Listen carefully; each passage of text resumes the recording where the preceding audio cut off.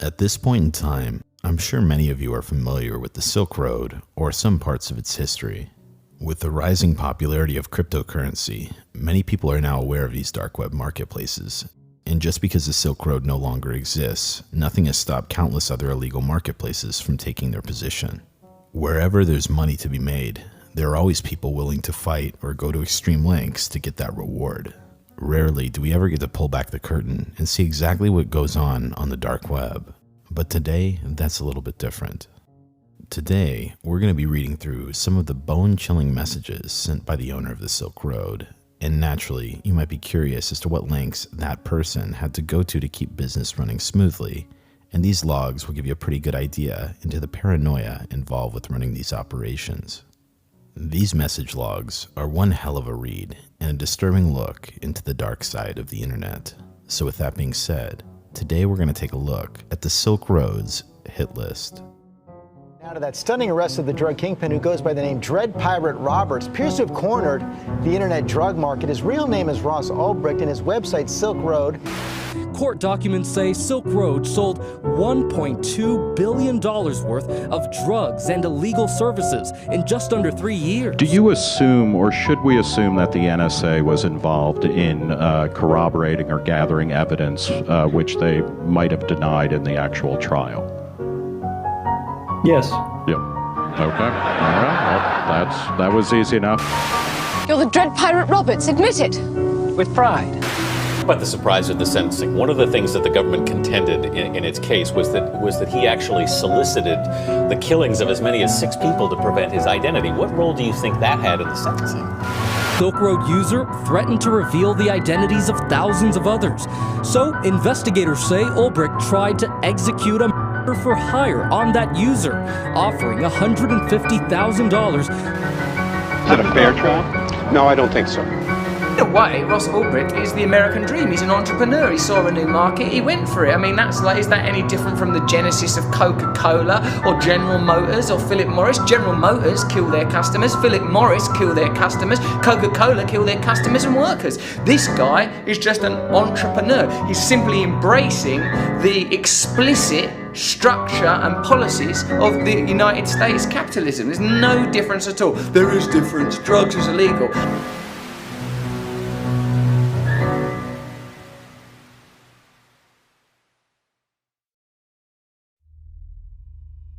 Depending on who you ask, Ross Ulbricht is someone who is either regarded as a saint or a dangerous criminal. And I don't think this guy is either of those things personally, but I do need to give a fair bit of context before we get into the actual messages I want to go over. Ross Ulbricht's case is widely covered on the internet, so I don't want to act like I'm the first one to mention this. But the thing is, whenever there is coverage of this topic, for some reason, these messages are completely left out. I'm going to go over Ross's trial at the end of this video, so I ask that you hold all opinions or what you know previously until you've watched the entirety of this video.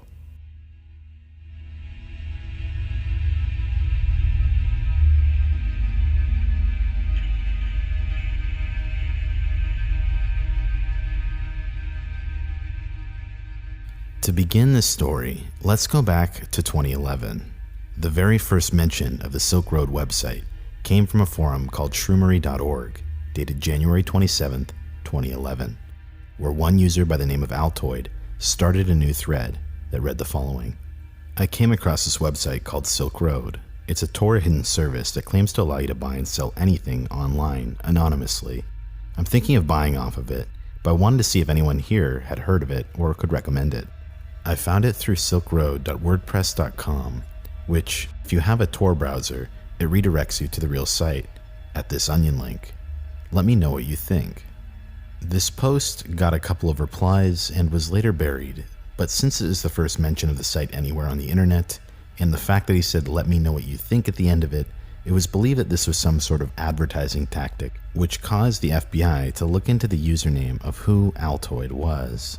Conveniently, the moniker Altoid also had an account on Bitcoin Talk, the official Bitcoin forum. If you look through this forum user's post history, you'll start to realize that this person had quite a few Bitcoins to their name. The most notable, however, was the final post from Altoid that was dated October 11th, 2011, and is still up to this day, and it reads the following. Hello. Sorry if there's another thread for this kind of post, but I couldn't find one. I'm looking for the best and brightest IT pro in the Bitcoin community to be the lead developer in a venture-backed Bitcoin startup company. The ideal candidate would have at least several years of web application development experience, having built applications from the ground up, a solid understanding of OOP, and software architecture is a must. Experience in a startup environment is a plus, or just being super hardworking, self-motivated, and creative. Compensation can be in the form of equity or a salary, or somewhere in between. If interested, please send your answers to the following email. This email address, in part with the other posts on his forum account, ultimately led the FBI to start tracking Ross in an ongoing investigation. Sometime after this discovery, a package of Ulbricht's was intercepted in the mail that contained various fake IDs, all with Ulbricht's face on it. When he was questioned about the fake IDs at his doorway, he stated that they weren't his and that anyone could have bought them online at some place like the Silk Road. Ross Ulbricht was monitored up through 2013, where undercover agents had tracked him to the San Francisco Public Library. By then, investigators knew his computer would encrypt itself if it was closed, so they had to get him with his computer open. Due to this proposed dilemma, 2 undercover agents created a diversion by pretending to be a couple fighting nearby. This caught Ross off guard, which caused him to get out of his seat at the library, where another agent ran in and snatched his computer while it was still open. Ross was caught logged into the mastermind section or dashboard on his computer, and inside his computer, on top of that, was a full diary dedicated to the creation of the Silk Road, as written by him.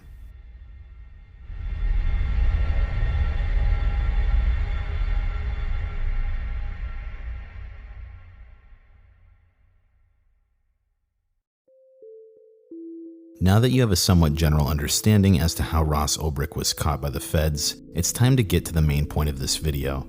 First and foremost, let me introduce you to some of the characters that are going to be in this transcript. Dread Pirate Roberts is Ross Ulbricht, and this is a reference to the movie Princess Bride. If you're familiar with the movie The Princess Bride, then you'll realize how clever of a name Dread Pirate Roberts actually is, because it insinuates that multiple people ran the website, but more on that later. The next character that I'd like to go over is Lucy Drop, who was one of the top vendors on the Silk Road. Lucy Drop became a well-known vendor, as I said, and built up a very strong reputation prior to exit scamming. If you're not familiar with exit scamming, it is essentially when you build up a ton of reputation as a seller and then completely cash out and don't fulfill orders. Leading up to the messages we're about to read, Lucy Drop claimed that they were in prison for 7 months and that they had a business partner that stole their account. Go figure. If that doesn't sound sketchy enough, when Lucy Drop returned to the forums, they claimed that they were sad because they lost everything and everything was stolen from them, and on top of that, they claimed they wanted to come back and get their old account frozen and that they would never sell again and that they just wanted to wish everyone a good life. There are striking similarities between Lucy Drop and another scammer. This infamous vendor went by the name Tony76. They also exit scammed in a very similar way by building up reputation over a few months and then running a sale. Both vendors were from a certain part in Canada, and both of them sold the exact same type of product. On top of all of that, both of them shared very similar idiosyncrasies when it came to typing. Even 6 years ago, it was speculated that they were the same person. As a result of being a scammer in the marketplace, Tony76 was not liked by Ross Ulbricht because scamming on his marketplace damaged his brand. Keep all of this in the back of your mind as we get into these messages. The next character that is referenced in this log is Friendly Chemist, who wasn't a vendor, but someone who claimed to be a middleman between the Hells Angels and Lucy Drop. Throughout these messages, Friendly Chemist is frantic, and he claims that he needs $500,000, or else he's going to release the names of thousands of customers on the Silk Road. I'll let most of the messages speak for themselves for this character, but let's move on to the final character. Lastly, we have Red and White, and in these messages, they are supposedly from the Hells Angels. This is the person that Friendly Chemist is in debt to for about $700,000. Now finally, with all of that context out of the way, let's get into these messages one by one, and I'll give analysis as we go along. Let's get into that.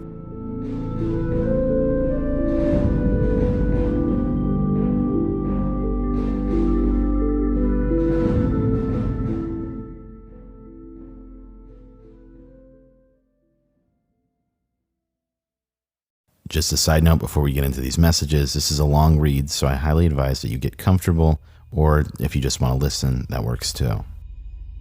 Where you can find these messages is Government Exhibit 936-14-CR-68. Now that you know all the characters, let's begin. So basically, the first message comes from March 13th, 2013 at 8:50 a.m. from Friendly Chemist. The subject line of this message is very important. The message says, "Can you please get Dread Pirate Roberts to message me right away? It's very serious. It's a matter of life and death. It also has to do with identities of dozens of top vendors and thousands of Silk Road customers. It's very important, so please get him to me right away." Friendly Chemist says, "I will not talk to anyone but Dread Pirate Roberts, so please do not ask me what it's concerning." The next morning, on March 14th, 7:57 a.m., 2013, Ross Ulbricht then responds to Friendly Chemist and says, "What can I do for you?" Friendly Chemist then gets back to Ross on March 14th at 11:26 a.m. He says, "What's going on? When are you paying Lucy Drop? I've been waiting, and he keeps saying he's waiting for you to pay. You don't know me, but I'm Lucy Drop's supplier. The only reason I lent Lucy Drop so much product is because he showed me the chat logs of you and him talking and how you made him the #1 seller on the Silk Road. I lent him $900,000 of product and he paid me $200K and started avoiding me. I see you and him still have listings up, so I know for a fact he does not have any product. Why are you guys scamming people for hard-earned money? I stopped by Lucy Drop's house and he doesn't live there anymore, and his phone goes straight to voicemail, but I know he's been on Silk Road, and he says he's waiting for you. What's the deal? Where's my money? Why is Lucy Drop still selling when I know for a fact he has no product because I supplied him? I'm freaking out here. That was not my money. I'm getting scared. My wife said she saw people at my kid's school, and I'm really getting worried. I put a keylogger on Lucy Drop's computer when he left the room one day when I was there, so I could see what he was doing, and I see he's still selling when I know he doesn't have product. Why are you guys pulling a scam? Why? I also have the identities of 9 top vendors and 15 smaller vendors and thousands of customers of Lucy Drops. I don't want any trouble, but I want my money, and if you haven't paid Lucy Drop, pay him. If you have to pay him, then tell him to pay me. I'm scared for my family. If you don't believe me, here is Lucy's password info. Here we see the attached password from Lucy Drop and the withdraw password, which is used to pull money out of the Silk Road. And then he says, "I will not do anything until you message me and tell me what's going on. Please get him to pay me as soon as possible, or pay him ASAP if you haven't. This is my life here, and I'm scared for my family because of the money I owe." So here we have a guy claiming that he put a keylogger on Lucy Drop's computer, and that computer has now been lost because it was stolen by the partner, conveniently enough. On March 14th, 2013 at 7:34 p.m., Ross Ulbricht would respond and say, "I'm really sorry for your situation, but I never had such a conversation with Lucy Drop. He/she must have made it up to trick you. We have no special deal whatsoever." Friendly Chemist would then respond at 10:54 p.m. and say, "I find it very hard to believe. He showed me chat logs talking to you about you making him the #1 seller and being his partner on the product I gave him. I would not have given him that much product otherwise, especially because you made him the #1 seller. Please don't screw me like this. My life is in danger because of this money I owe. I also know about the other vendor accounts his friends were using. I have access to those customer lists too, from when Lucy Drop was dropshipping for them. I'm not this kind of person, but the only card I have left to play is dropping 24 vendor identities and thousands of customer details on the web and the forums. What do you and Lucy Drop think will happen if thousands of usernames and order amounts, addresses all get leaked? All of those people will leave Silk Road and be scared to use it again. Those vendors will all be busted, and all their customers will be exposed too, and never go back to Silk Road. I don't want to do that. I just want my money for my product, my life is in danger, and maybe my family. Those people I borrowed money from are not regular people. I can't believe I was so stupid and trusting. Just get Lucy Drop to pay me my money and get my money as soon as possible. And if you haven't paid him yet, then pay, so he pays me the money he owes. Please, I'm freaking out here." A day later, on March 15th, 2013 at 6:49 a.m., Ross Ulbricht would then respond and say, "I will get in touch with Lucy Drop and get back to you. Send me all of the information you've harvested so I can verify it." 4 minutes later, at 6:53 a.m., Dread Pirate Roberts would send a message to Lucy Drop with the subject line, "Friendly Chemist." The message said, "Hi Lucy Drop, I've been contacted by a member named Friendly Chemist. He claims to know you and have done business with you in real life. He's making wild accusations and threats against you and me and other members of my community. If you indeed know him, could you please provide me with his name and address? I'd like to stop him in his tracks by revealing that I know who he is and will retaliate if he does anything stupid. Any other info you can provide is also welcome. Thanks and sorry for the trouble. DPR. P.S. Please don't contact him. I'd like to handle him myself. This is a really stupid move if Lucy Drop's computer was actually keylogged, but under those circumstances, I guess he's testing the bluff.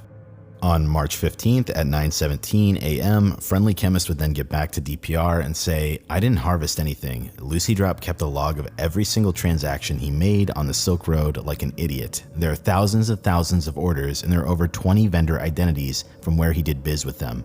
Some with phone numbers too, and over 5,000 customer identities. He also ran more than one account on here and seems to be still vending on those accounts too, and did everything from one computer, so I have their info too. You already know that I have access to his account, and you can see most of his orders are not encrypted, so I don't know why you're asking me to send all the info to you now.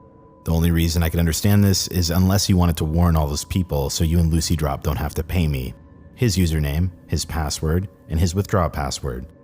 You say you're not working with him, but you still haven't closed his account when you know he is scamming, but I will give you the address of some of the customers and you can see he kept logs this whole time. Here are some of his very first sales when he was selling 3-tab samples when he first started vending. You can contact them to see if it's true. Clearly, Ross was being threatened with real identities, and this is why the government actually redacted this in the court documents. Getting back to Friendly Chemist's message, it continues as, and the log goes like that up till today, every day, and that's just one of his accounts. He has 3, and he uses each one for a different thing. But I'm sure you know this, or else why else would you let his account stay open? I don't want to do anything with this info, and I won't. I just want my money. I'm scared for my life, and you and him are not giving me an answer. Maybe if I post all the vendor identities publicly and nobody sells on the Silk Road, Lucy Drop will have no more sales or people to scam on his other account. I just want what's owed to me, and I will go away.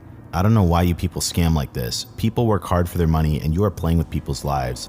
I will wait for your reply from Lucy Drop, but I don't know how much longer I can wait. How can I explain to these people that I don't have their money when I said I would have it on a certain day, and now I'm late?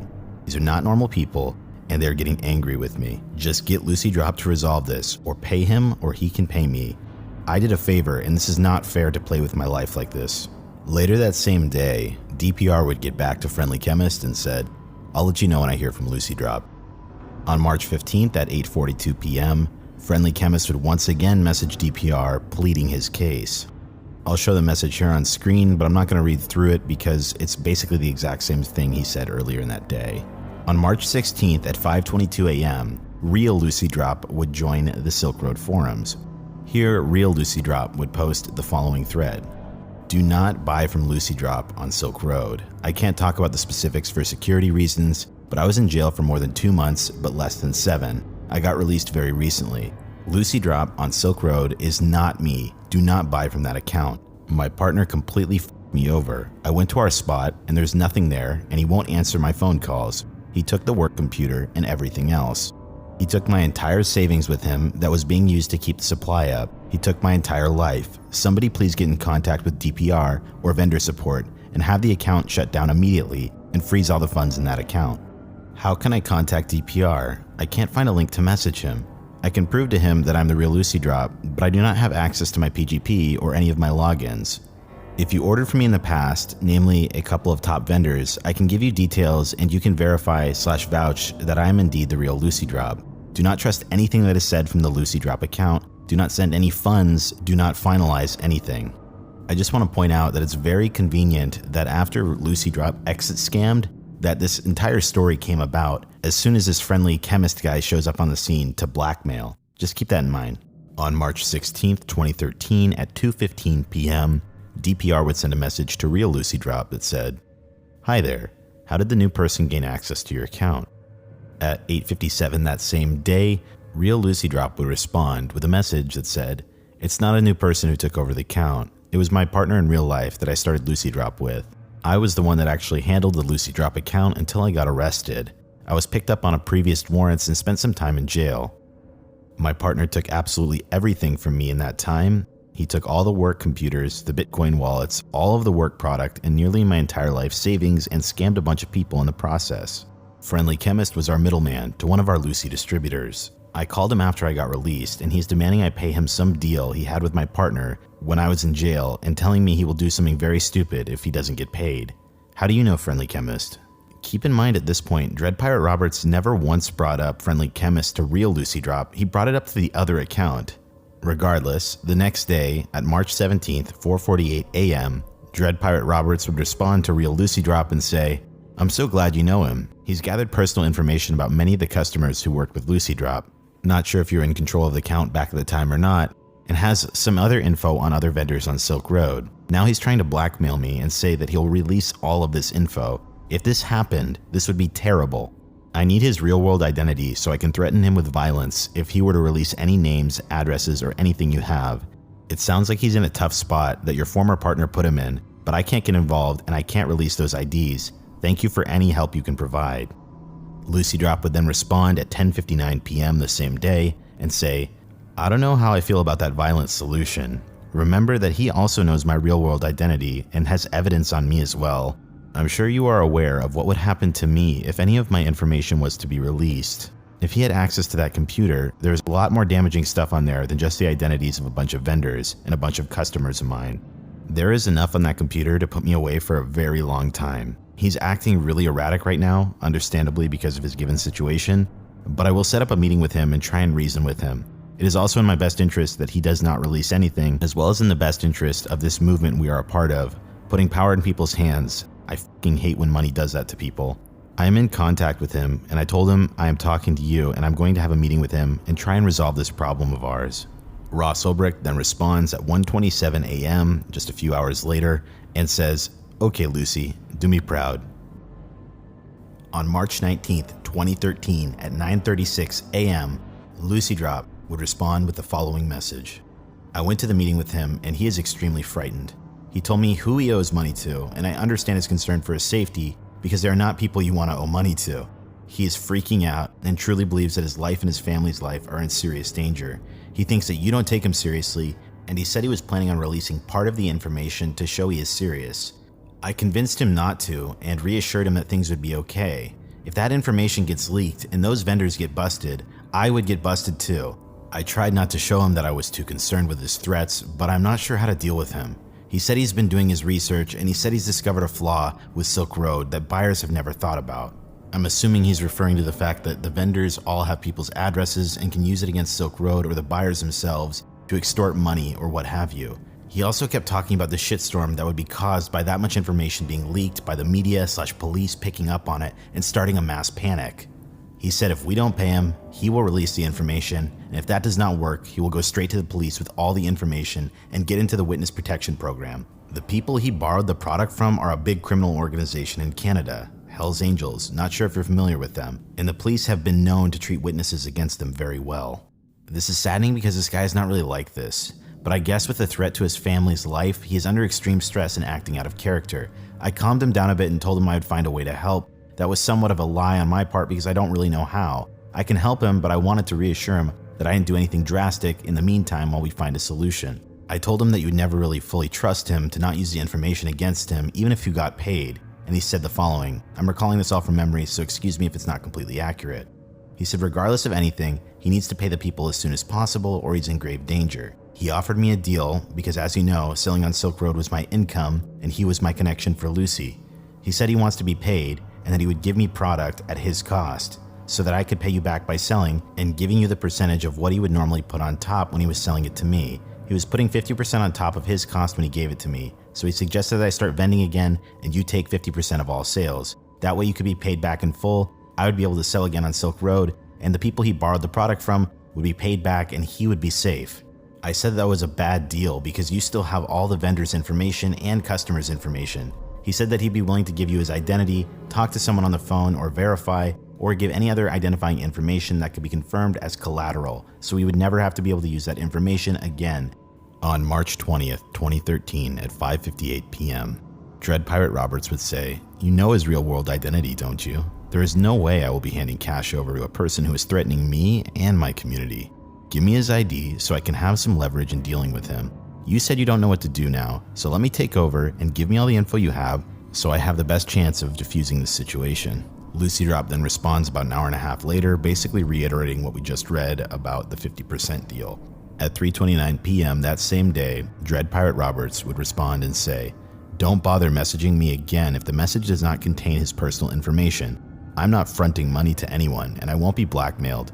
I would also like the contact info/ID of the other Lucy Drop that ripped him off, and of his suppliers if possible.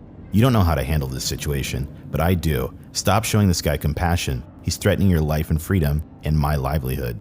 On March 21st, 2013, at 12:21 a.m., Lucy Drop would respond and say, "If you really think this is a good idea to deal with him, I will give you his personal information you want about his identity. Please understand why I'm hesitant, as it is my freedom we're dealing with.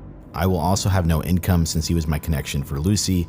Are there any positions open on Silk Road, support or otherwise? I could really use some sort of job as my partner completely effed me over. Let me know how to send the information to you, plain text, or give me a PGP key to use." At 1:33 a.m., Dread Pirate Roberts would actually send a message to Friendly Chemist and say, "Have your suppliers contact me here so I can work something out with them. Do not tell them that I owe you money. That is not true and will only complicate matters. Tell them the truth, that the person who stole your money sold their product on my site and that you are now blackmailing me to get them their money. You should copy and paste this message to them." This is a really interesting move by Dread Pirate Roberts, or Ross Ulbricht, because he's trying to cut out Friendly Chemist, who is a middleman. By getting in contact with suppliers, he can directly grow the Silk Road, and that's the reason he's doing this. 3 minutes later, Lucy Drop would send a public key and the encrypted PGP message that contained the person's personal information. At 10:44 p.m. on March 21st, he would send a message back to Lucy Drop that says, "Please send me the exact address of Friendly Chemist. I might be able to make you a part-time mod. I'll run it by the staff." On March 25th at 10 a.m., a new user would pop up by the name of Red and White. And this is where the negotiating begins. "I was asked to contact you. We're the people Friendly Chemist owes money to. He tells us that you owe him money and a long story about some of this and some of that. As far as we're concerned, we gave him the product. Where it went and how does not matter. We told him he's only responsible for the missing product and money. We don't care if you stole it or borrowed it from him or anything. It was his responsibility to pay for it. He asked me to contact you anyways, so what did you want to talk to us about?" At 6:27 p.m. the next day, Ross Ulbricht would get back to them. "Sorry for the delayed response and thank you for getting in touch. We've had some technical difficulties over the past 24 hours I've had to deal with. Just to be clear, I do not owe him any money, but he has told me his situation and wants my help. I'm not entirely sure what the best action is to take, but I wanted to be in communication with you to see if we could come to a conclusion that works for everyone. Friendly Chemist aside, we should talk about how we can do business. Obviously, you have access to illicit substances in quantity, and you are having issues with bad distributors. If you don't already sell here on Silk Road, I'd like you to consider becoming a vendor. Many people here purchase in bulk as well as retail quantities. Being a vendor, you'll have the protection that dealing anonymously in Bitcoin provides, and you'll have protection against people like Friendly Chemist ripping you off, because all transactions are conducted through my escrow. I encourage you to read the wiki and forum, links are in the footer, and consider becoming a vendor here.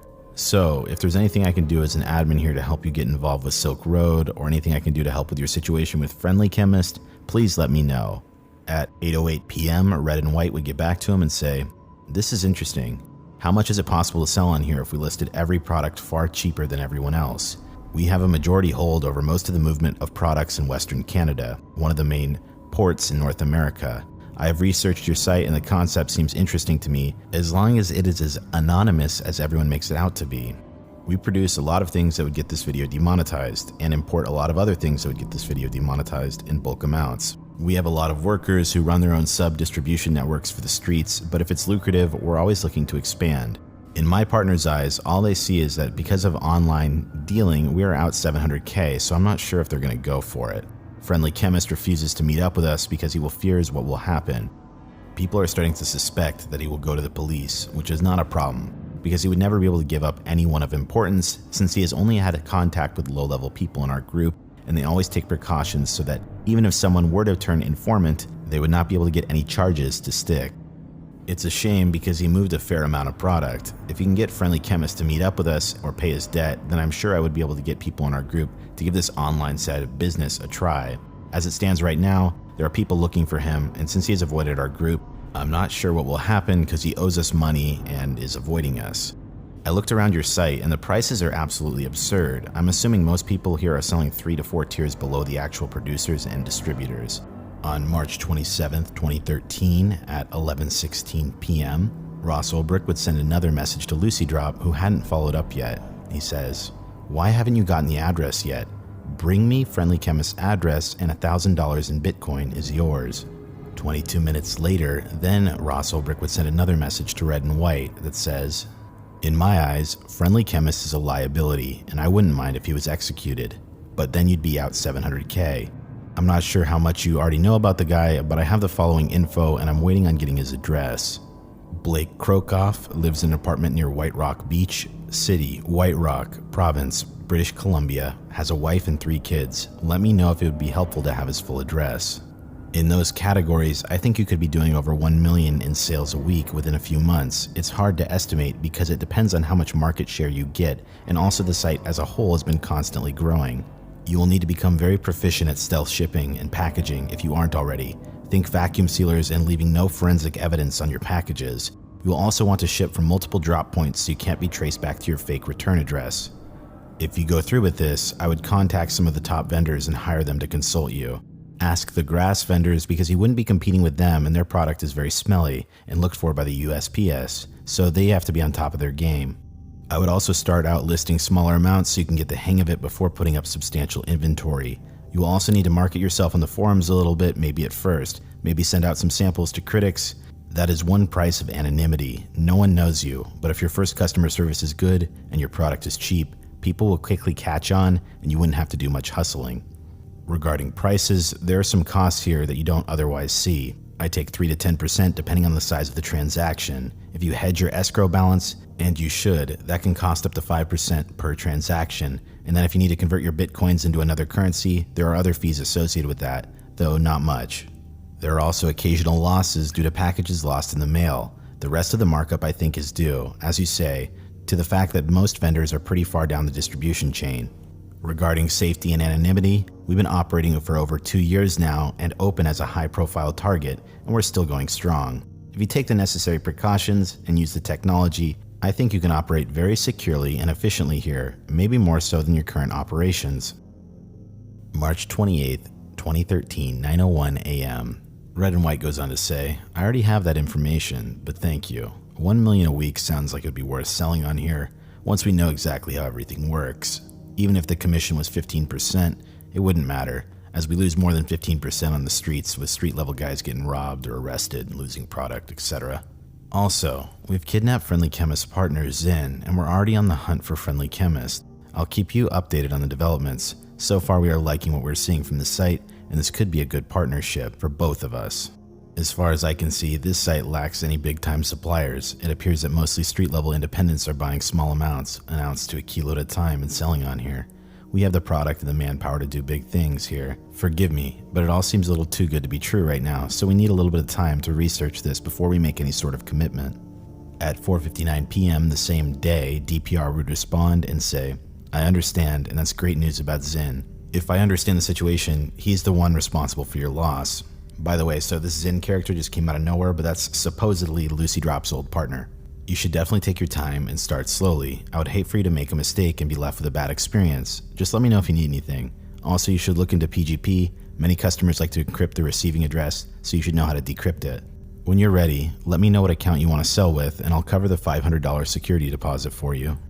8:32 p.m. that same day, Red and White would say, "We are familiar with PGP as we've been using it for years via email linked to our smartphones. It's the only other way we communicate with each other aside from in person, since phone calls are not secure. There is no loss anymore. Also, we were able to recover all of our missing product when we grabbed Zin. After some questioning, he admitted he was intending on moving to a different country and setting up a new seller account on this site. We don't take kindly to thieves. He's gone. I appreciate your offer to waive the fee, but if we were to sell on here, I would pay the same as everyone else. Very kind of you, though. I will be in touch." So since Friendly Chemist's partner, or Lucy Drop's old partner, is now taken out, Friendly Chemist is starting to get panicked. On March 29th at 10:23 a.m., Friendly Chemist would reach out once more after a long hiatus. You leave me no choice. I want 500K USD in 72 hours or I'm going to post all the info I have. I can't go back to my home. I had to move my kids and my wife somewhere and I need the money so I can move my family and start a new life. I hate to do this, but I need the money or I'm going to release it all. Over 5,000 user details and about 24 vendor identities. What's it going to be? At 3:54 that same day, DPR would respond and say, "Don't do anything foolish. The people that you owe money have caught up to Zyn and have reclaimed their loss. I spoke and calmed them down. They're likely going to be becoming vendors here on SR. Now you can calm down too. Go back to your normal life and don't get involved with any of this stuff anymore."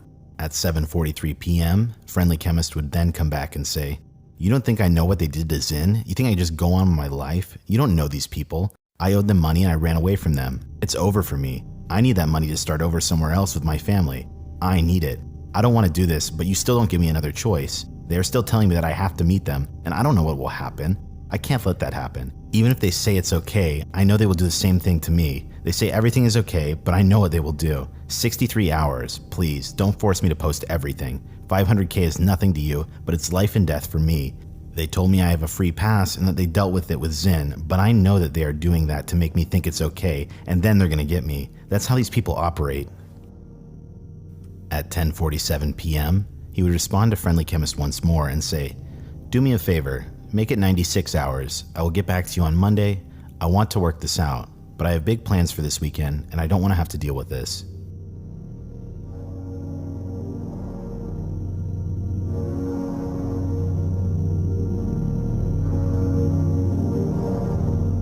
March 29th, 2013, 10:55 p.m.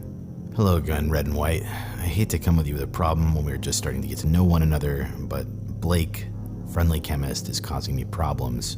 Are you still looking for him, or now, or have you found Zyn? Have you given up? I'd like to put a bounty on his head, if it's not too much trouble for you. What would be an adequate amount to motivate you to find him? Necessities like this do happen from time to time for a person in my position. I have others I can turn to, but it's always good to have options, and you are close to the case right now.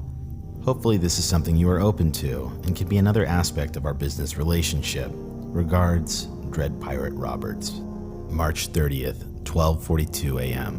Red and White writes to DPR, "What is the problem? We usually tend to stay away from hits as they're bad for business and bring a lot of heat. Is it a problem that can be resolved, or does he really need to be dealt with sternly? As of right now, we don't care about him because we retrieved more money from Zyn than what he took from us, and he also paid for it with his life.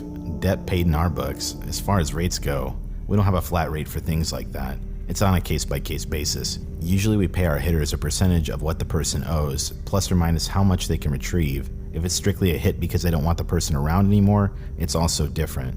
Does he owe you money, or do you just not want him around anymore? I can send a couple of my guys to do recon to find out exactly where he is right now. In the meantime, I'll wait until I hear back from you." At 1:55 a.m., DPR writes back, "If you can find his location, that may be enough for me to scare him off. He's been trying to blackmail me. Just let me know what you need to make it worth your while." 3:31 a.m. that same night, Red and White writes, "If I find his location and you use it against him to scare him, there's a chance he will switch locations again. Speaking from experience, it will be a lot more difficult to find him again after that, once he knows there are people capable of finding him. Further, the people we use to do recon are the hitter themselves. I don't think they would be interested in continuing to look for him if there was a small sum to be split between them just to find his address. If you have your mind just set on finding his location, I can talk to them and get them to get it to you for a fee. Not sure what amount, as usually we hunt someone. There's more involved after we find them. If you want the deal with him the other way, we can talk about that too, but the price varies in the situation. If you want it to look like an accident, that's going to cost a lot more. It wouldn't be suspicious. He would just leave home one day and not return. If you don't care what it looks like, it would be cheaper than the accident. We use professionals and not street-level hoodlums who always end up effing things up. How much does he owe you, and how much are you willing to pay? If there are funds retrieved, how much will we keep from what he has when we get him, if he has anything?" In response to this, DPR writes, "He doesn't owe me anything, but he's threatening to expose the identities of thousands of my clients that he was able to acquire by working with Zyn if I don't pay him off. As you don't take kindly to thieves, this kind of behavior is unforgivable to me, especially here on Silk Road. Anonymity is sacrosanct. It doesn't have to be clean, and I don't think there are any funds to be retrieved." Red and White gets back to him and says, "Price for clean is 300K USD. Price for non-clean, 150K to 200K, depending on how you want it done." These prices pay for 2 professional hitters, including their travel expenses and the work they put in. We can use our out-of-town hitters if you want as well, but I would not suggest them because they come with an extra cost and you don't seem to care about how he's taken care of. When would you like this done?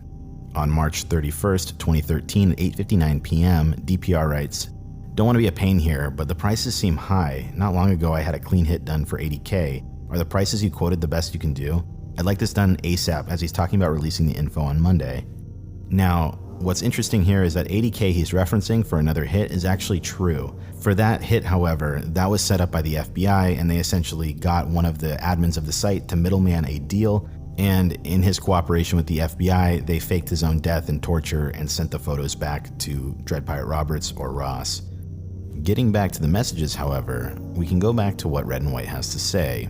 "I'm sorry, we can't do that for that price. The best I can do is $150, and even that is pushing it. Since you need a rush job done, usually we would charge even more. In the interest of the business relationship to be, I could do $150, no lower. If $150 does not work for you, we're gonna have to pass. We use professionals and we pay them a good price. Always send them out in a team of 2 plus, $75K each for expenses, and the job is a fair amount, I think.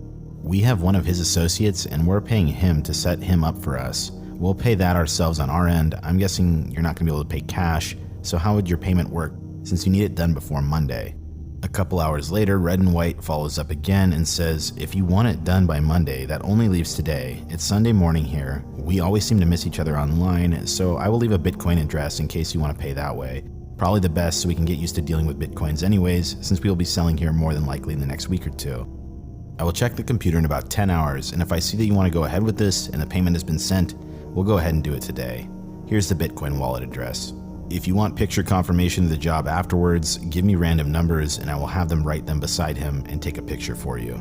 DPR then gets back to him a few hours later and says, "Thank you, Red and White. I've only ever commissioned one other hit, so I'm learning this market. I have no problem putting my faith in you, and I'm sure you'll do a good job. The exchange rate is about above 90 right now, so $90 of Bitcoin, so $150,000 USD is gonna go 1,670 Bitcoin. If the market tanks in the next few days, I will send more. Here are some random numbers for the picture. Here is the transaction number for 1670 Bitcoin to this Bitcoin wallet address. Good luck and be safe." If you look up this Bitcoin transaction, it was sent on this exact same day, right around this time. If you use a Wallet Explorer, you can actually trace back the Bitcoins to a wallet that's labeled Silk Road. So this is impossible to fake, and under these circumstances, he did send this money. But there's a lot more to this, so sit tight. March 1st, 2013, 10:06 p.m. Your problem has been taken care of. They seized a bunch of stuff he had with him at the time as well. They said he had a couple laptops and a bunch of USB sticks. Is there any of that belongs to you?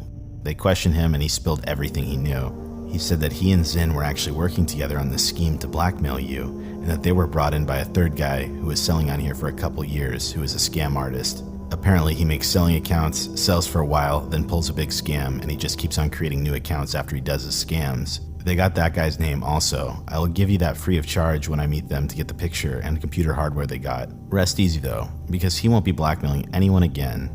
Ever. Now at this point, if you can guess who that third person is, you're going to start to put everything together in your head. I'll spell it out for you at the end, but I don't want to spoil it for now. On April 2nd at 12:55 a.m., DPR would write back and say, "Excellent work. Please send any info you can get on this third party along with the picture. The picture can be uploaded here. I have no need for any of his possessions, so you can do whatever you want with that stuff. Thank you again for your assistance, DPR." April 2nd, 2013 at 12:59 p.m. The response from Red and White would read the following. "Okay, my guys are here now, and here's the information they extracted from Friendly Chemist before the deed. They were working with a guy, real name Andrew Lossery of Surrey. Apparently this is the guy that turned them on to frauding people on here. He said that he started selling on Silk Road a couple years ago, and since then he's made a career out of making new seller profiles to sell and then rip people off. He told them how to start on here and how to rip people off and asked for a percentage in return. He said that he showed them everything about how to sell and how to pull it off and all that stuff. He didn't remember all the account names he uses or used, and then said that Tony76 and Canuck were two of his names that he used on other seller accounts for people he set up or is running himself. I also went and looked at all the possessions they seized from him. The laptops were empty besides Tor and a couple other programs. The USB sticks he had were packed full of text files and thousands of addresses from all around the world. We destroyed everything we seized from him, but I kept a text file that was named blackmail.txt that had a ton of addresses in it and other text files. Since you mentioned that he was trying to blackmail you with all that information, I kept that text file in case you needed it. If you don't need it, then let me know and I'll destroy it. I also have the picture with me. A question before I send it to you though. I'm not extremely good with all this anonymity computer operations, but I know pictures store GPS information and the likes that the police can use as evidence. Is it safe to send it over here like that? We took care of him at one of our safe houses, so that worries me a little. I trust your judgment, so I was wondering if there was a way to delete GPS information from a picture before I send it over the internet. Another quick question regarding Bitcoin. How do we withdraw them? I paid the hitters with my own money until I figured out how the Bitcoins worked exactly. As I understand it, Mt. Gox is the main exchange. Is it safe to make an account there to withdraw? Can they link it back to the Silk Road? They require verification, which bothers me a little, so I figured you would know the best way. On April 2nd at 8:55 p.m., DPR would respond and say, "Yes, you can destroy the info. Thanks for taking a look first. Regarding image metadata, you can strip all of that out and it is good practice. The upload page is secure, but I would still have access to that metadata. Of course you can trust me, but what if I was compromised?" A decent one can be found for Windows here. Regarding Bitcoin withdrawal, I would avoid Mt. Gox if at all possible, especially if you're withdrawing to a USA account. There are many other exchanges that don't have so much attention on them. You can find them here. I am reluctant to give you a specific recommendation, but look for ones offshore on that list that will do an international wire transfer for a direct Bitcoin payment. Tony76 and Canuck were both blights on an otherwise great track record. What do you think about going after Andrew Losry? This guy has probably ripped off millions of dollars at this point from me and the rest of the Silk Road community. Here we see that Dread Pirate Roberts wants to take out anyone who's wronged him at this point. At this point, it's not even in self-preservation. He's just trying to grow the Silk Road and build an empire. On April 5th, 2013 at 4:40 a.m., Red and White would write the following. "I've sent the file. I had to make sure I did the information removal properly before I sent it, so that I did not send GPS information with the picture in case it was intercepted somehow. Please delete the picture as soon as you take a look at it." As for the name, it's Andrew Losry, aka Tony76, aka Canuck, aka some other names I don't know. From what I got from Friendly Chemist, he has other names on here as well, or is working with other vendors on here like I mentioned before. As far as your question for going after him, I would need to do some asking around to see what kind of information my guys can get on him. Would you like me to look into it? A few hours later, DPR would respond and say, "Yes, please. If you can find him, I would like to know." As far as the picture that's being uploaded, if it's not crystal clear already, that's the picture of Friendly Chemist's body. So let's move on. At 10:22 a.m., Red and White would respond and say, "Did you get the picture? Let me know so I can delete the rest of the ones I have. Finding him would be possible. I can almost guarantee it, but I stop short of guaranteeing anything unless I'm 100% certain I can get the job done. I don't do that so I don't look like an idiot if I can't accomplish something that I said I can." We have a huge stake in the trafficking on this side of the country, so if he's grabbing product from anyone, we would be able to find out who and get to him. Would you want him dealt with if possible? I ask because I don't want to send people to hunt for him and then nothing come of it once they find him. Also, please don't forget to delete that picture. I've received the picture and deleted it. Thank you again for your swift action. I would like to go after Andrew, though it is important to me that we make sure he is who Blake said he is. I would rather miss a chance to take him out than hit an innocent person. If he's our man, then he likely has substantial assets to be recovered. Perhaps we can hold him and question him. I'd like to connect with you on real-time chat to discuss this further with you. It requires downloading the chat client, Pigeon, and the plugin Off the Record, and some basic configuration to connect. If you're open to this idea, I'll send you instructions. This is how I communicate with my closest people. If not, we can keep communicating here, but it's much slower. April 5th, 9:48 p.m. Red and White writes, "It was my pleasure. I hate thieves almost as much as I hate informants. About holding and questioning someone, it adds to the risk the longer we have to hold/transport a target. The safest way to do it is get in, do it, and get out as soon as possible. As far as there being a way to verify that he is the intended target, making him speak would not be a problem, and of course we would not have him done if he was not the right person we were looking for. Since you said you'd like to go after him, I will send 2 of my guys to do some recon right now and find out what I can about him, and get back to you immediately. We can discuss the price later once we know more. As for the real-time chat, send the information over and I'll have my tech guy look at it. He handles all my security with phones and PGP, Blackberries, so he would probably know better than me how to set everything up. On April 6 at 12:57 a.m., DPR would write to Red and White and say, "My gut tells me he's our man, but I'd hate to be wrong. Your men were able to get info from Blake, but maybe they can do the same thing with Andrew. He's likely sitting on many thousands of stolen bitcoins, perhaps tens of thousands. So I'd like to think we'd want to work him over to get those funds back.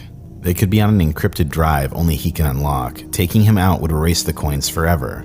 In the process of getting him to return the funds, I hope we could confirm that he is indeed the one Blake says he is. Here are the instructions for accessing the chat server from a Windows computer."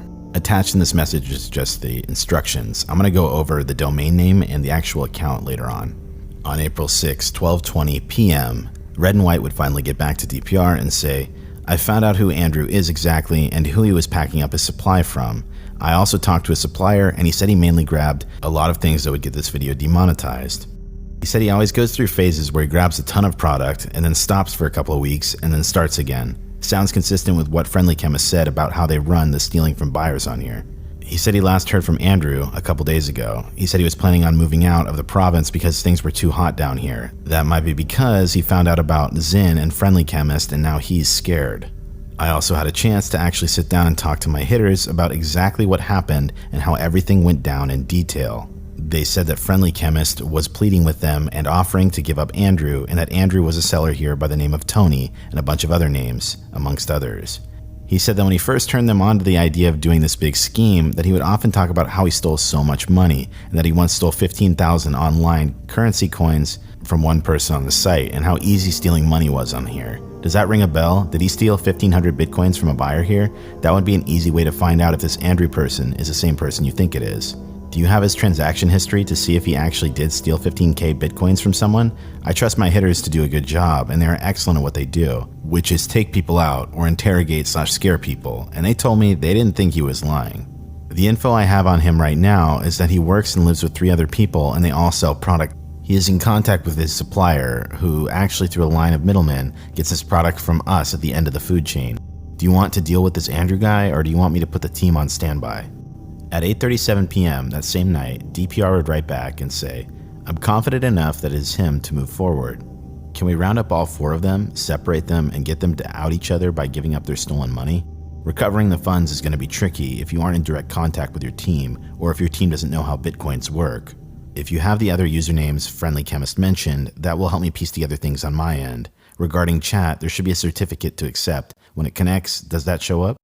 A couple hours later, Red and White gets back and says, "It won't even connect, it's just stuck on connecting, and I copy and paste all the information for the login and password, etc., so it should be good. I also checked Tor to see what port to use, won't connect for some reason. Do I have to fill in any more of the details, local alias or anything like that? As for getting all 4 of them, it would be possible, but we would have to get them all at once so no one gets away.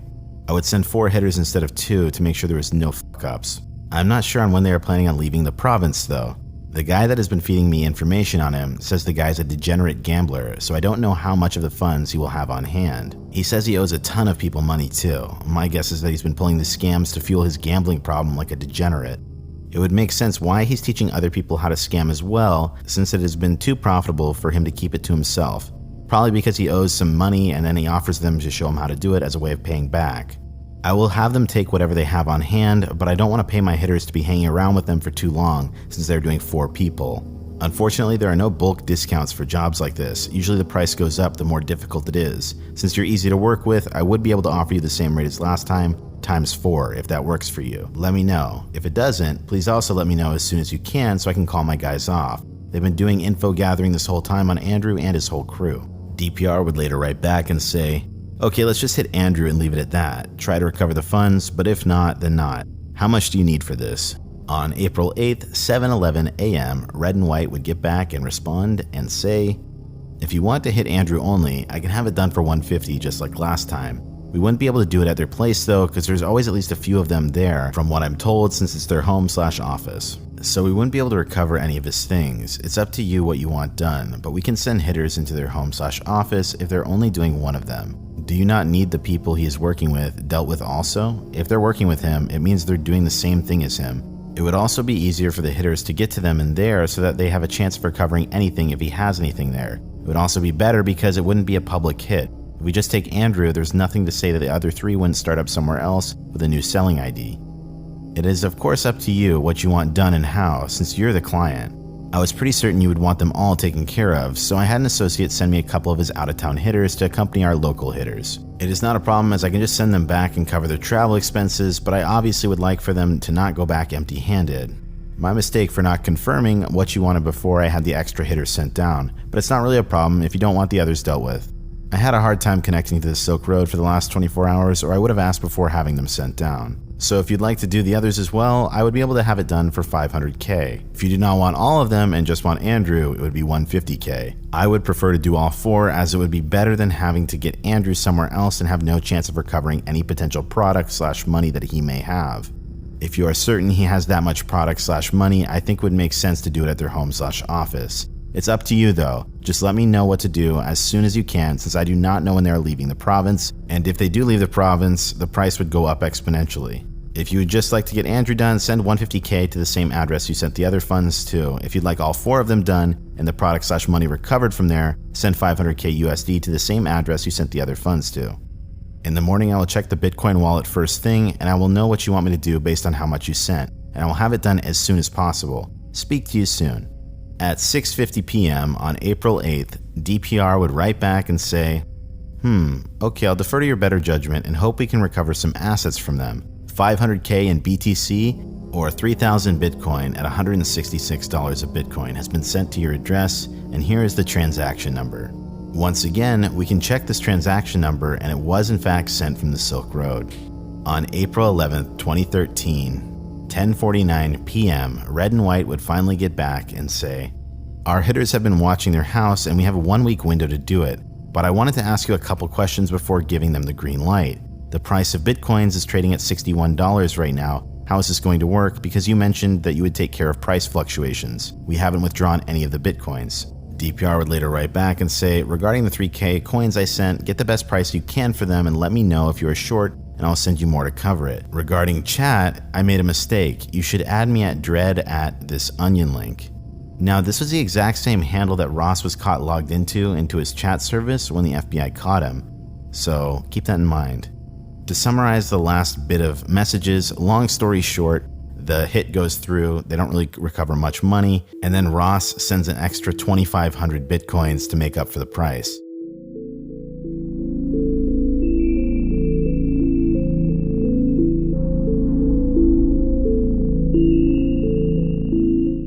Now, let's do a final analysis on these messages. As interesting as these messages are to read, there's something I haven't told you. What we just read through is exactly how someone went about scamming 7,225 Bitcoin off Dread Pirate Roberts. At the time that this Bitcoin was sent, it was actually worth about $1 million, give or take. But today, it's worth over $60 million. All of these hits were paid for, but Blake, Kirchhoff, Zinn, Andrew, and all the people involved with these hits aren't actually real people, because there's absolutely no proof of any of these guys ever going missing or ever existing in the first place. It took a while for Ross's investigation to pick up on this, but this is in fact what happened, and even in the court documents they say he got hit with an elaborate scam. Keep in mind though, that in DPR's mind, these people were 100% real, and he was completely willing to pay to have people taken out. We're going to talk about Ross's trial in a bit, but up until 2018, nobody knew who Red and White was.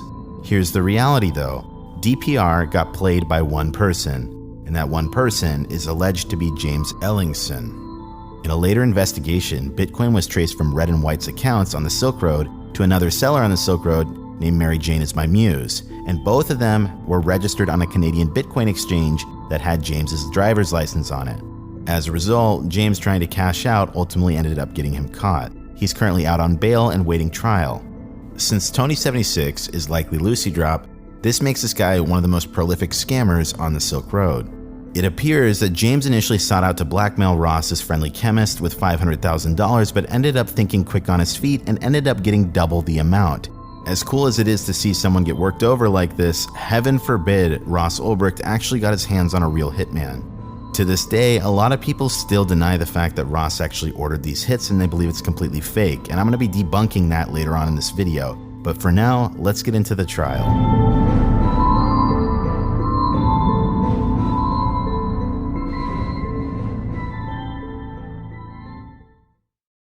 Now let's take a step back and look at the trial and conviction of Ross Ulbricht. Keep in mind, my goal here is to cover this in a somewhat objective manner because both parties involved seem to be potentially stretching the truth. Ross pleaded not guilty despite being caught red-handed logged into the website, so it made me really curious as to what his defense actually was in this case. I went through countless pages on this actual court case, and what they planned on using as a legal defense, I honestly don't know how they ever expected to win. I'm paraphrasing here, but Ross's legal defense went with the story that Ross created the Silk Road not to make money, but as a social experiment.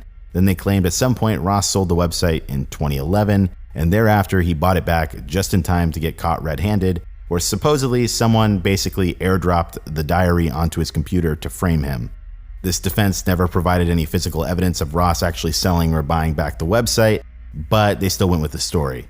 Remember what I said about Dread Pirate Roberts being a very clever name, and it was actually given to him by his mentor, Variety Jones, someone who helped out Ross very closely. He actually suggested the name Dread Pirate Roberts if he ever got caught, so that way he could say he was just a fall guy.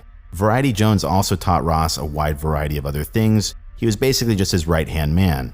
The defense essentially claimed that the Dread Pirate Roberts forum account was shared by multiple people, which I find very hard to believe, but more on that later. This was to explain away the messages we read regarding the hits, as the defense claimed they weren't sent by Ross, but some other Dread Pirate Roberts that they never actually named. On top of that, the defense argued that the real Dread Pirate Roberts couldn't be Ross because DPR was a criminal mastermind. However, one thing I will say is that the Dread Pirate Roberts in those chat logs is not a criminal mastermind because he got scammed for almost $1 million. If anything, that guy's pretty naive. The amount of assumptions you'd have to make to believe this story is honestly insane, but I will say lawyers have a good way of getting out of things, so I am not surprised. On the other side of things, where I believe the government is potentially shifting the narrative, is how they actually tracked down the Silk Road website. Something I haven't mentioned yet is that in 2012, the FBI managed to infiltrate where the Silk Road website was hosted in Iceland. Part of tracking down Ross and catching him red-handed was getting access to the back end of the site, because that way they could use it to find when Ross was actually logged in. If the government used some form of illegal spying tactic, then this would have potentially infringed on Ross's Fourth Amendment right and could have easily nullified some of the charges against him. It is speculated that the NSA had some involvement with their method, but to this day, the government claims they used a legal method. I should also note that there were 2 agents that were caught stealing Bitcoin that were both involved with this investigation. These people were Sean Bridges and Carl Force. Both went to jail for quite a while and the money was recovered. As far as their role in anything else in this case, I would say that's not very substantial, despite what the defense argued. These 2 instances of corrupt individuals were not actually allowed to be involved with Ross's case, however they were both later tried separately. Something to consider about this case is that it was setting a precedent for any future darknet marketplaces. Ross's legal team should have expected that the government would try and make an example of them and set precedent, so in my opinion, fighting this case was probably a bad idea. To prove my point, Ross received a double life sentence plus 40 years without the possibility for parole, which definitely seems excessive and almost like a slap in the face to the legal team defending him. FreeRoss.org claims that he wasn't given a plea deal, but if you actually read what they have to say, it seems to contradict that. I'm reading this word for word off their website, and it says, Ross was arrested on nonviolent conspiracy charges that carried 10 years to life. The prosecutor told him that if he didn't plead guilty, they would add the kingpin charge, which would raise the mandatory minimum to 20 years. I'm not saying Ross wouldn't have gotten life in prison either way, but this logic seems to contradict itself. Ross was convicted of computer hacking, conspiracy to traffic narcotics, and money laundering. At first, the government had also attempted to hit him with a murder for hire charge. I will say there is definitely substantial evidence to say that Dread Pirate Roberts paid for hits. Considering the chat logs included well-known vendors, it had redacted customer information, and Bitcoin transactions that are impossible to tamper with.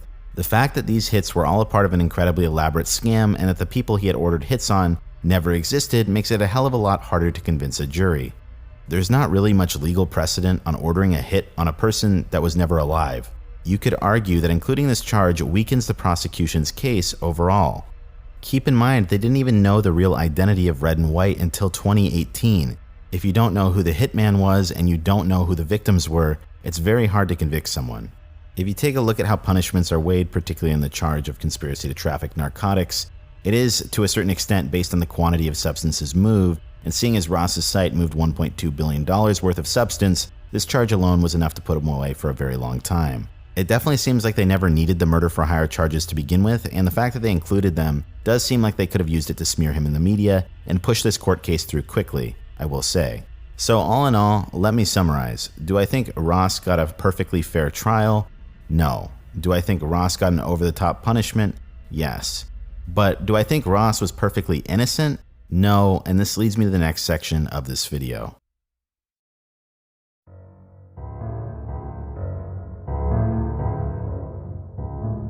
When I first started researching this topic, I wanted to fully defend Ross and point out the injustice of his sentencing, but there's a ton of misinformation floating around. I initially heard about this from the Deep Web documentary and the freeross.org side of things, but the more I looked into this topic, the more I realized that this organization is in straight up denial of what Ross actually did. You guys do not believe that Ross, that he saw this through, that he was responsible for more than kind of the creation of Silk Road? Correct. Not for a minute. They say they've traced lots of money back to Ross. What do you think Ross's role was? I have no idea. I'd like to see the evidence. Bought and sold. I mean, what do you think should be a punishment for him, if any? We would like to see Ross acquitted on all charges. To clarify, I personally don't have much of a problem with Ross creating something like the Silk Road. Just because the Silk Road went down, it will never stop other marketplaces from popping up and doing the exact same thing until some laws change. If there's something we've learned from prohibition, supply will always meet demand. Where I personally draw the line with all of this, however, is when Dread Pirate Roberts attempted violence. In Ross's mind, the people he was ordering hits on were absolutely real people, and when he received those photos to confirm what he had done from Red and White, he still continued to do it. It was literally only a matter of time before the guy got his hands on a real hitman, and he would have had an unlimited supply of money to potentially take out anyone he wanted. To this day, some people say because Ross Ulbricht was never charged with violence, therefore he could have never been violent. This is a logical fallacy. By that same logic, you could say that O.J. Simpson is innocent. Ever since this trial, Ross's parents have been campaigning for him to be released from prison, and I honestly think they are right to do so. But where I have a problem is when you mislead people to further your agenda. It's a hell of a lot harder to convince people to sign a petition if the person you're advocating for was potentially violent. So let's go through some of freeross.org's claims.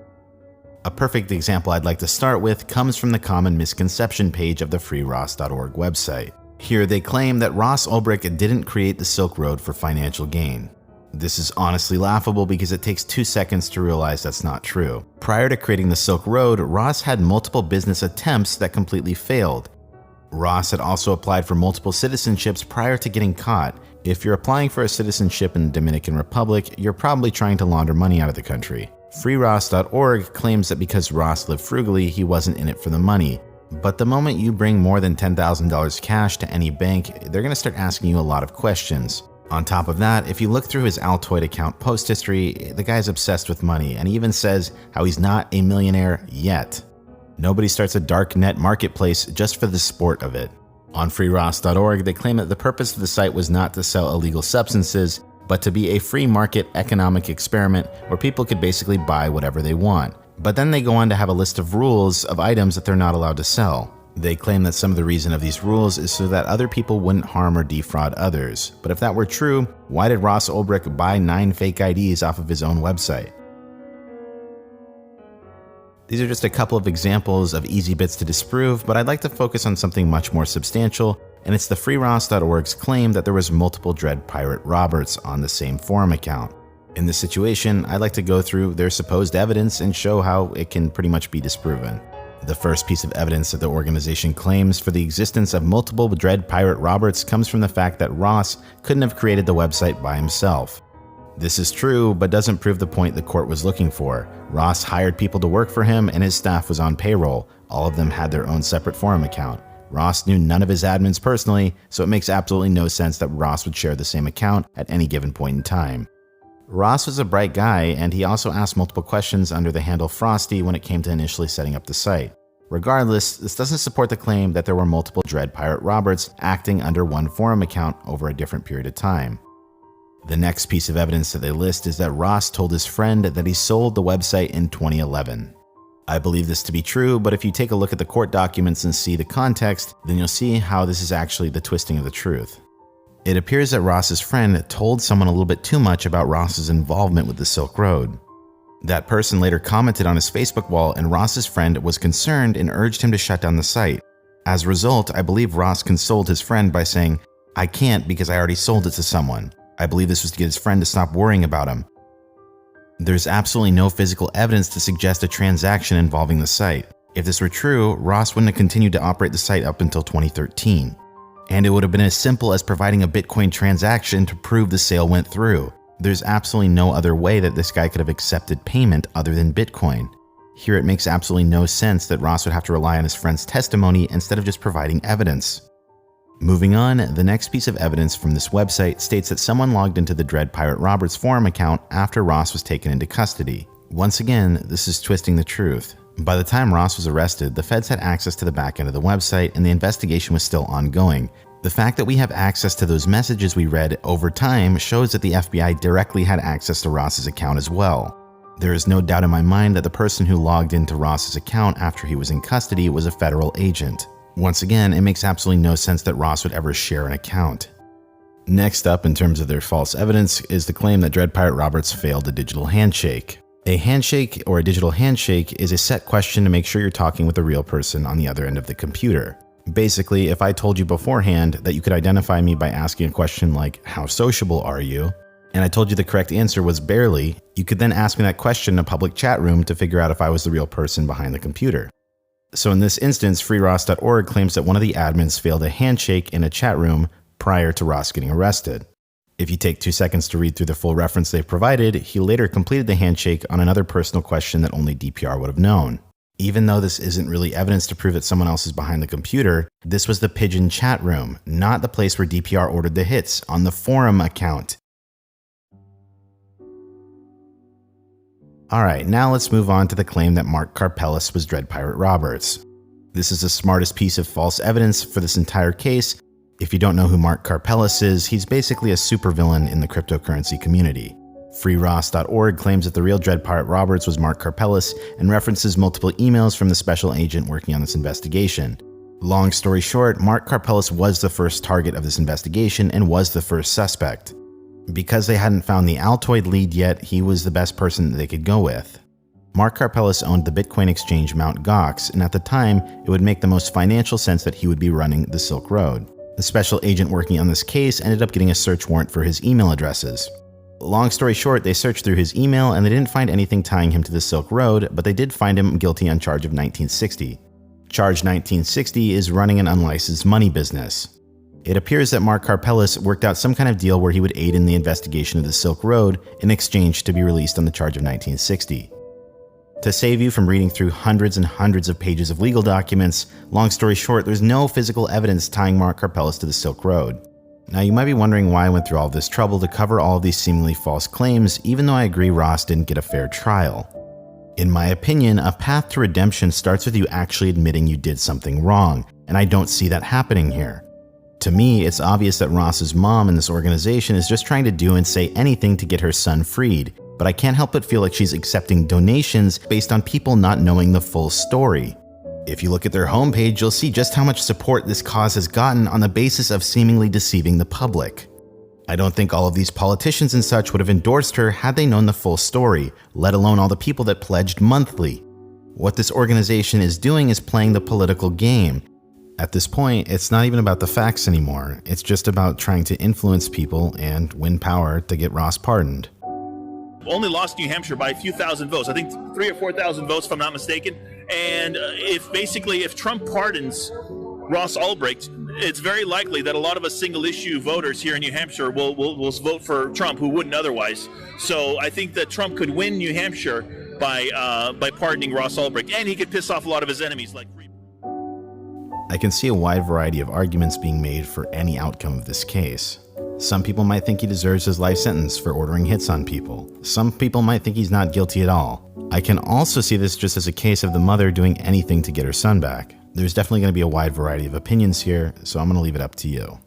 This is Barely Sociable. Have a good night.